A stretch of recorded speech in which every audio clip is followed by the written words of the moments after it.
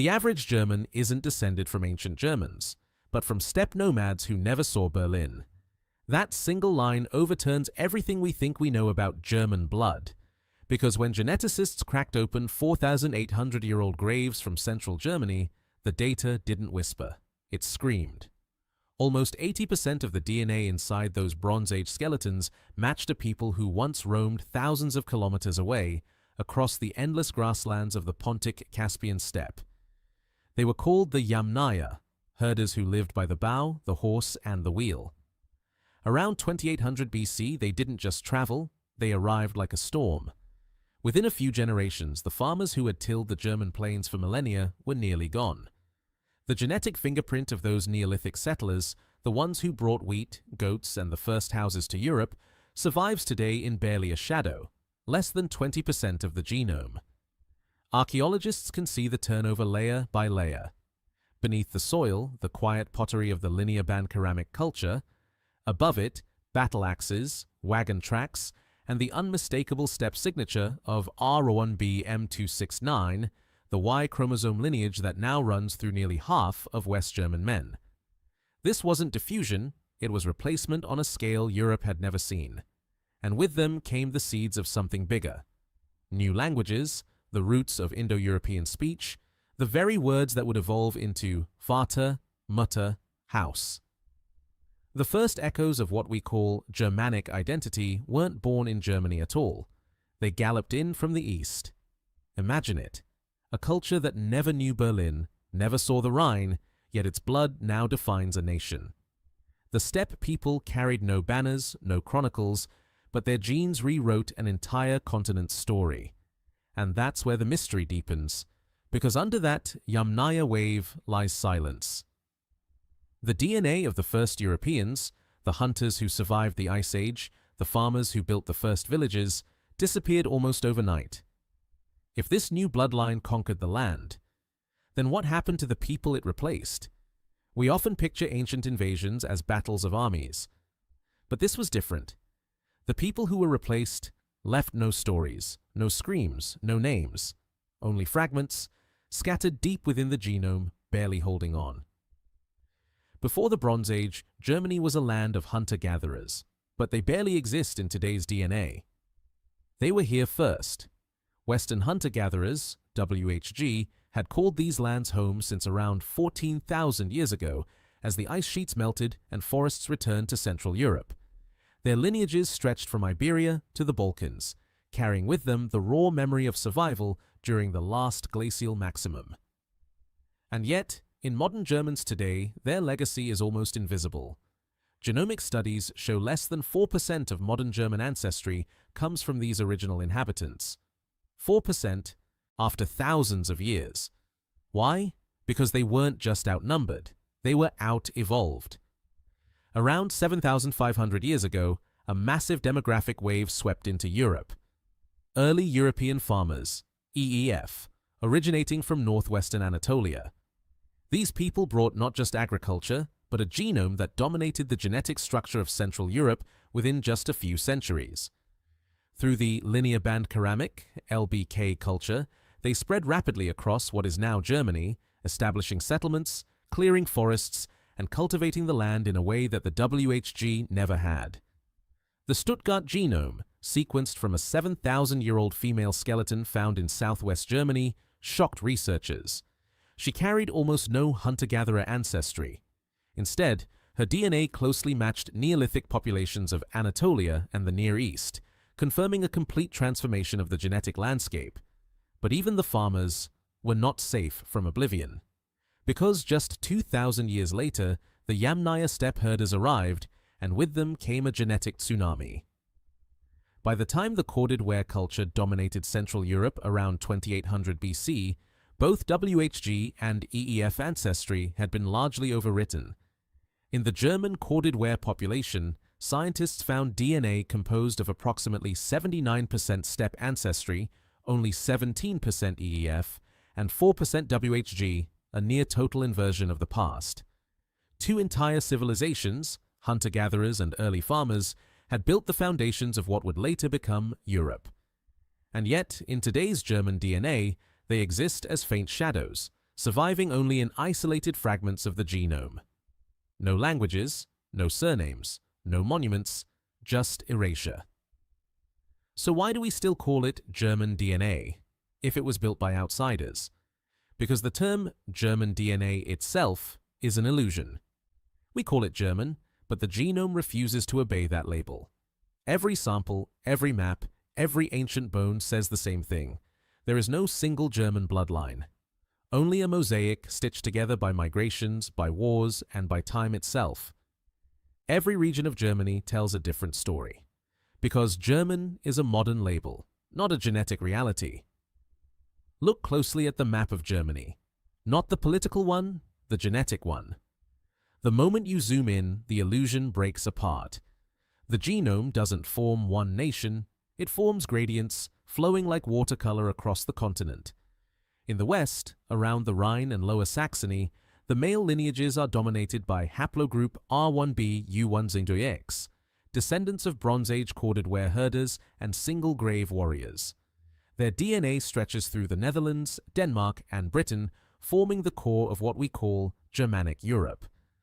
But travel east, past Thuringia, toward Lusatia and Saxony, and the pattern flips. Suddenly, R1a emerges, a signature of Slavic ancestry carried westward after the fall of Rome. The modern Sorbs, a small community of West Slavic language and culture, are proof written in living genes. Geneticists found their Y chromosomes mirror those of Poles and Czechs, not their German neighbors. This isn't an exception. It's the rule. The east-west divide within Germany is sharper than north-south, sharper even than linguistic borders. It traces centuries of population movement, the Slavic expansion of the 6th century, the Germanic resettlements of the Middle Ages, and the invisible frontier that still lingers in the DNA today. And here's the twist every scientist agrees on. There is no uniquely German haplogroup, no genetic signature that stops neatly at a border. Only shared frequencies, reflections of geography, migration, and exchange. Germany's genome is not a solid wall. It's a corridor where ancestry flows like trade through time. It's why population maps never show a clear boundary between Germans, Dutch, or Poles, only smooth transitions, fading colors. Yet one boundary refuses to fade. A frontier so abrupt, so unnatural, that even population genetics can't explain why it still holds. But one border is sharper than genetics can explain. That border isn't carved by rivers or dialects. It's not drawn by kings or treaties. It's deeper, coded into our blood. Because along one invisible line, the genome suddenly shifts, as if history itself left a scar across the map. The modern Polish-German border is political, but your DNA knows where it is. You won't see it from a plane. No mountain range marks it. And yet, when geneticists mapped Y chromosome data across Central Europe, one of the sharpest genetic breaks appeared along a quiet ribbon of land, the Oder-Neisse line. This isn't myth, it's measurable. To the east, Poland, R1a haplogroups dominate, soaring above 60%, the signature of Slavic ancestry traced back over 1,500 years. Step just a few kilometers west into Germany, and that same marker crashes to 15 to 20%, replaced by R1b, the hallmark of Germanic and Northwest European male lines. No gradual slope, just a cliff. But here's the twist. This divide isn't ancient. It was forged just decades ago. After World War II, entire populations were uprooted. Under the Potsdam Agreement, 1945, nearly 12 million ethnic Germans were forcibly expelled from lands east of the Oder-Neisse line, areas that became part of modern Poland. At the same time, Poles were resettled from the east, filling the emptied towns and villages. It was one of the largest forced migrations in human history. Families torn from their homes, cemeteries abandoned, street signs changed overnight. And yet, the genome remembered. Because those Germans, who had lived there for centuries, carried R1b, and when they were pushed out, so was their genetic footprint. The people who replaced them carried R1a, and the line was redrawn, not on paper, but inside the blood. This is why today, even though Berlin and Warsaw sit just 570 kilometers apart, Their male genetic structures look like they belong to different continents. Borders moved, flags changed, but the body kept the memory. But before Germany pushed east, the Slavs had already pushed west. Long before German settlers crossed the Elbe, Slavic tribes had already claimed the land. They didn't just pass through. They renamed rivers, buried their dead, and left their blood in the soil. Eastern Germany was once Slavic land, and its DNA still whispers their names. After the Roman Empire collapsed, Western Europe fractured. But to the east, something else was forming. From the 5th to the 8th century AD, waves of West Slavic tribes moved westward, expanding deep into territory that today we call Eastern Germany. They weren't invaders in the classic sense. They were settlers, builders. They cleared land, raised wooden fortresses, and established tribal confederacies, the Veleti, the Obotrites, the Sorbs, names carved into early medieval chronicles. From the Spree River to the Elster, this land wasn't German at all. It was Slavia. And here's the proof that never fades: the DNA. Modern genetic studies show a staggering transformation. In parts of Eastern Germany, up to 85% of the population's ancestry during that era came from Slavic migrants. These weren't just political occupiers. They replaced the people who came before, and they didn't disappear. The Sorbs, a West Slavic people, still survive today, linguistically, culturally, genetically, mainly in Lusatia, Saxony. Their Y-DNA clusters strongly with modern Czechs and Western Poles, rich in the R1A-58 lineage, which marks West Slavic paternal ancestry. Their words are Slavic. Their burial traditions match early medieval Slavic rites. And even after centuries of assimilation pressure, the genome holds the line. So when you walk through Leipzig, Dresden, or Bautzen, you're walking across a buried Slavic kingdom, a memory carved into bones, not stone. Because underneath the architecture of the Holy Roman Empire, beneath the imperial language and flags, lies something older, the echo of a people who called this land their own, long before it was called German. Then came the Ostsiedlung, and the Slavs were pushed back. But the push wasn't swift. It was slow, strategic, and centuries long. It didn't erase the Slavs overnight. It absorbed them, not with fire and blood alone, but with land grants, language shifts, and generations of intermarriage. The reconquest wasn't just political. It was genetic. In the name of empire, the Middle Ages launched a genetic reconquest of the East. It began as a promise: new land, new opportunity. By the 10th century, German rulers, backed by the Holy Roman Empire, began pushing eastward, deeper into Slavic territories. It wasn't just a military campaign, it was a demographic strategy. They called it the Ostsiedlung, the East Settlement. From 900 to 1400 AD, tens of thousands of German-speaking settlers migrated into regions like Lusatia, Silesia, Pomerania, and Brandenburg, areas that had once been purely Slavic. Villages were rebuilt. Churches were raised. Slavic place names were Germanized. And with every new generation, the language, customs, and bloodlines began to shift. But here's what the genome reveals. The settlers didn't just replace the Slavs, they merged with them. Modern genetic analysis of Eastern German populations, particularly around Leipzig and Dresden, shows a layered ancestry. The Slavic R1A still lingers in male lines, but it's woven into a rising frequency of Germanic R1b, I1, and I2 haplogroups, a genetic palimpsest, where the past is overwritten but never fully erased. Even more striking, the Sorbs, those last carriers of pure West Slavic heritage, now live as genetic islands surrounded on all sides by Germanic descendants. Their haplogroups remain distinct, but the borders around them have long vanished. This wasn't just a war of swords or maps, it was a slow rewiring of identity. Because by the end of the Middle Ages, Eastern Germany didn't look Slavic anymore, but its DNA still whispered the truth. But it wasn't just ancient migrations that rewired Germany. Because the next mutation in Germany's DNA didn't come from Bronze Age warriors or medieval settlers. It came from soot-covered men riding trains into coal towns, men whose surnames changed, but whose genomes never forgot where they came from.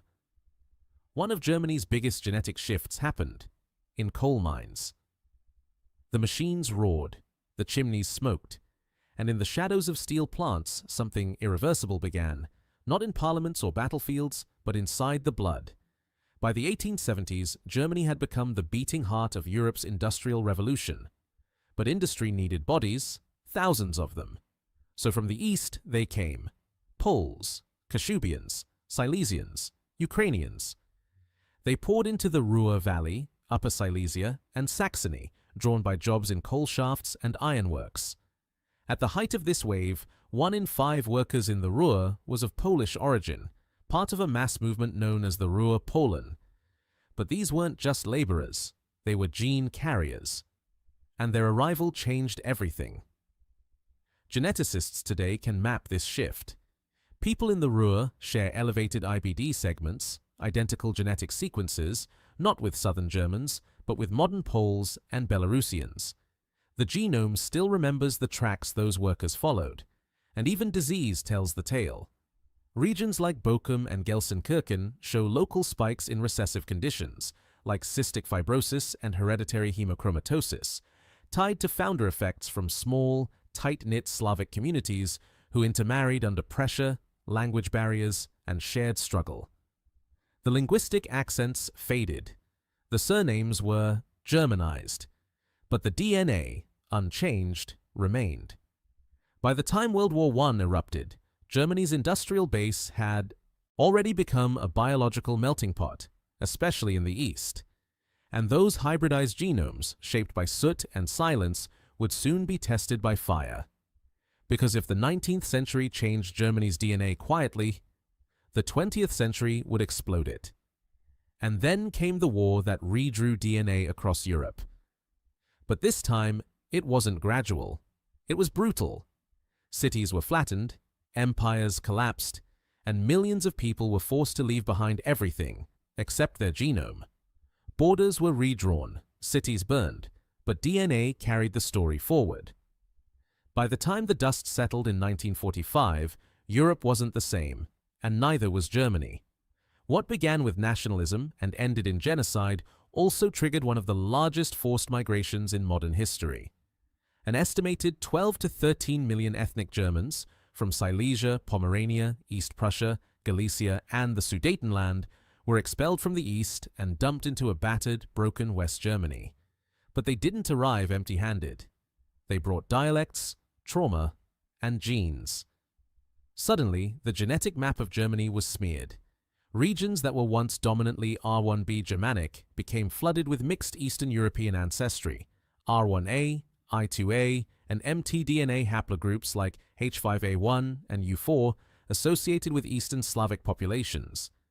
And the stories, stripped of names and languages, continued in silence, locked in alleles. Children born in the 1950s in places like Hessen or Lower Saxony often had grandparents who spoke Polish, Czech, or Ukrainian, even if the family insisted they were just German. It was a strange paradox. As cultural identities were lost in the rubble, genetic diversity quietly expanded. A silent inheritance, carried not in passports, but in chromosomes. Even today, genome analysis shows IBD overlaps between modern West Germans and displaced populations from Galicia, East Prussia, and Bohemia, revealing a buried continuity beneath fractured borders. Because no matter how violently lines are redrawn, bloodlines don't forget. Germany became a nation rebuilt by the displaced, a mosaic of genes patched together through heartbreak and resettlement. But the next chapter wouldn't be written in war zones. It would arrive on guest worker visas, by choice. And after 1945, a new wave of diversity arrived, by invitation. No boots, no guns, no broken treaties, just contracts, just suitcases. And millions stepping off trains, not as conquerors, not as refugees, but as workers. Yet, unknowingly, they too rewrote Germany's DNA. Turkey, Italy, Yugoslavia, Germany invited workers and they brought their genomes. The factories were humming. The war was over, but the scars ran deep, and West Germany needed hands to rebuild its economy. So, in 1955, the first Gastarbeiter Treaty was signed, with Italy.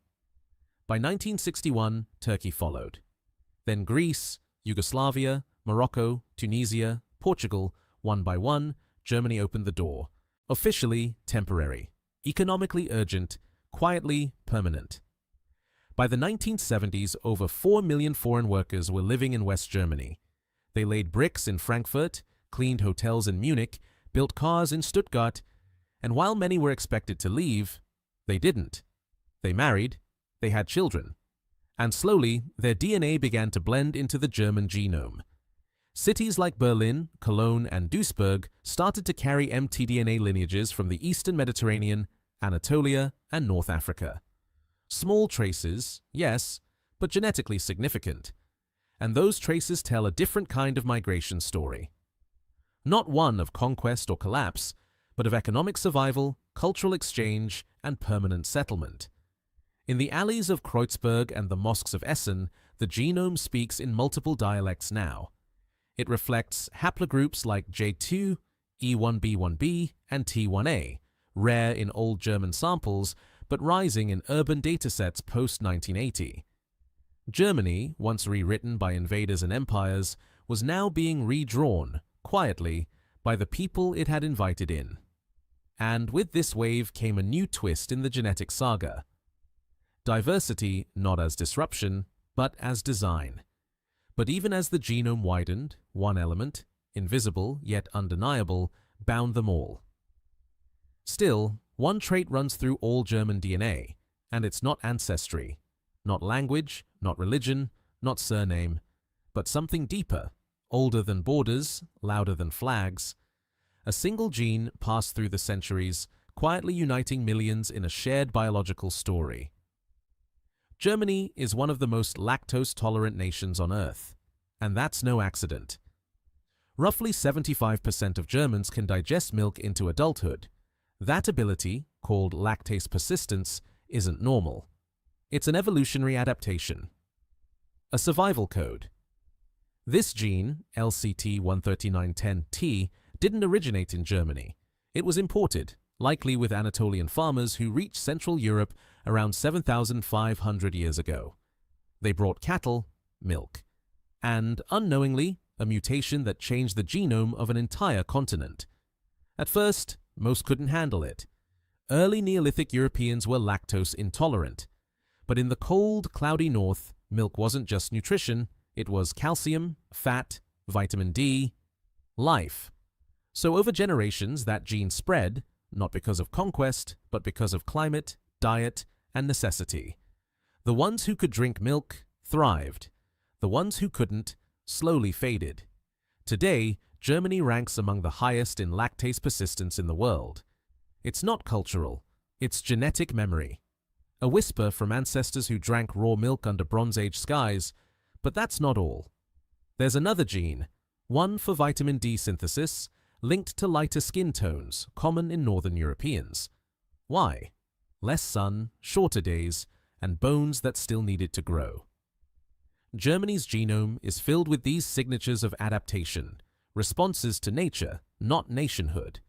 It turns out what we call German might not be tied to tribe or tongue, but to biology shaped by soil, latitude, and livestock. So when you ask what makes German DNA German, the answer might not be who came from where, but who could survive there. So is there any such thing as German DNA, or just European survival? That's the real twist. It's not about who you are, but how you adapted. And in Germany, adaptation never paused, not for a single generation.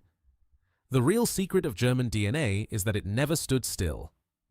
It moved, constantly, through war, through weather, through famine and flood, through empire and collapse, through peace treaties and deportation trains. Every grave in German soil holds more than bones. It holds migrations.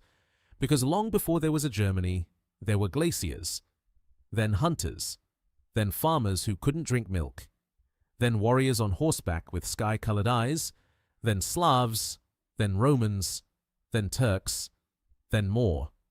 Germany is not a genetic homeland, it's a genetic archive.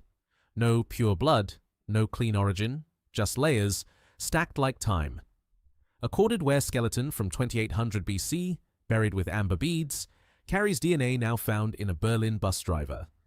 A Sorbian girl in the 9th century, speaking a dying Slavic dialect, still echoes in mitochondrial lines near Dresden. A Polish miner in 1905, coughing in the coal shafts of the Ruhr, silently shifted the genome of 1,000 future Germans. And a Turkish boy, born in a 1980s apartment block in Kreuzberg, now shares as much genetic overlap with his classmates as any Frankfurter born in the shadow of cathedrals. That's not chaos, that's continuity. Because identity isn't frozen in code. It moves like culture, like history, like memory. Germany, as we call it now, is not a single people. It's a story, told through bodies, graves, borders, and births. And DNA? It's not a boundary, it's a diary. Next, the forgotten kingdom of the Sorbs, and why their DNA defies 1,000 years of assimilation. The average German isn't descended from ancient Germans, but from steppe nomads who never saw Berlin. That single line overturns everything we think we know about German blood, because when geneticists cracked open 4,800-year-old graves from central Germany, the data didn't whisper, it screamed. Almost 80% of the DNA inside those Bronze Age skeletons matched a people who once roamed thousands of kilometers away across the endless grasslands of the Pontic Caspian steppe. They were called the Yamnaya, herders who lived by the bow, the horse, and the wheel. Around 2800 BC, they didn't just travel, they arrived like a storm. Within a few generations, the farmers who had tilled the German plains for millennia were nearly gone. The genetic fingerprint of those Neolithic settlers, the ones who brought wheat, goats, and the first houses to Europe, survives today in barely a shadow, less than 20% of the genome. Archaeologists can see the turnover layer by layer. Beneath the soil, the quiet pottery of the linear band ceramic culture. Above it, battle axes, wagon tracks, and the unmistakable steppe signature of R1b M269, the Y chromosome lineage that now runs through nearly half of West German men. This wasn't diffusion, it was replacement on a scale Europe had never seen. And with them came the seeds of something bigger. New languages, the roots of Indo-European speech, the very words that would evolve into Vater, Mutter, house. The first echoes of what we call Germanic identity weren't born in Germany at all. They galloped in from the east. Imagine it. A culture that never knew Berlin, never saw the Rhine,